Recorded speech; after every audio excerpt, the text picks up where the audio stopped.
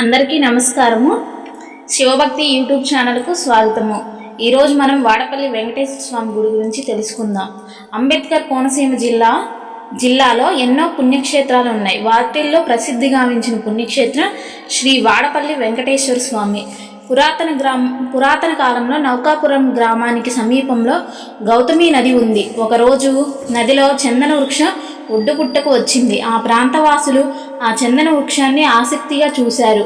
అయితే కొంతసేపటికి ఆ చందన వృక్షం మాయమైపోతుంది. దానితో గ్రామస్తులు ఆశ్చర్యానికి గురైపోయారు.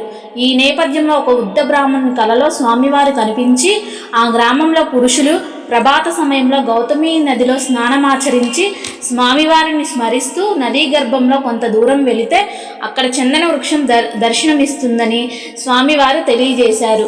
అలా అన్వేషణ సాగించిన గ్రామస్తులు నదీ తీరంలో కొంత దూరం వెళ్ళగానే ఒక చందన పేటిక కనిపిస్తుంది. అందులో చక్ర గదారూఢైన శ్రీ వెంకటేశ్వర స్వామి లక్ష్మీమాత సమేతంగా దర్శనమిస్తున్నట్టు ఆలయ చరిత్ర చెబుతుంది. అంతేకాకుండా ఇక్కడ 7 శనివారాలకు ఒక ప్రత్యేకత ఉంది.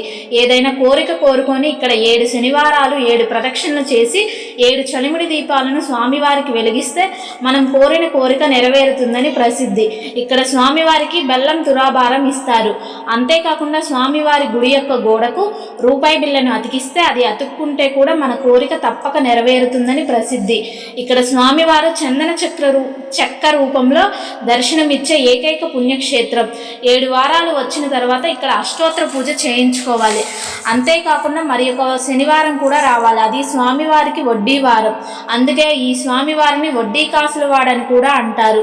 ఇక్కడ స్వామివారి పవిత్రోత్సవాలు కళ్యాణం అంగరంగ వైభవంగా జరుగుతాయి. ప్రతి ఏటా 2 సార్లు పవిత్రోత్సవాలు జరుగుతాయి.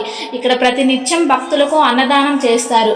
భక్తుల సౌకర్యార్థం రూమ్స్ కూడా అందుబాటులో ఉన్నాయి. ఇక్కడ శ్రీ వెంకటేశ్వర స్వామి వారిని 7 శనివారాలు దర్శించుకుంటే 7 జన్మల పుణ్యఫలం దక్కుతుందని భక్తుల విశ్వాసం. ఇక్కడ కోనసీమ జిల్లాలో ఈ వాడపల్లిని కోనసీమ తిరుమలగా పిలుస్తారు.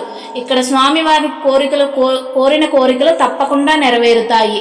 స్వామివారి దయ మన అందరి మీద ఉండాలని మనస్ఫూర్తిగా కోరుకుంటున్నాను.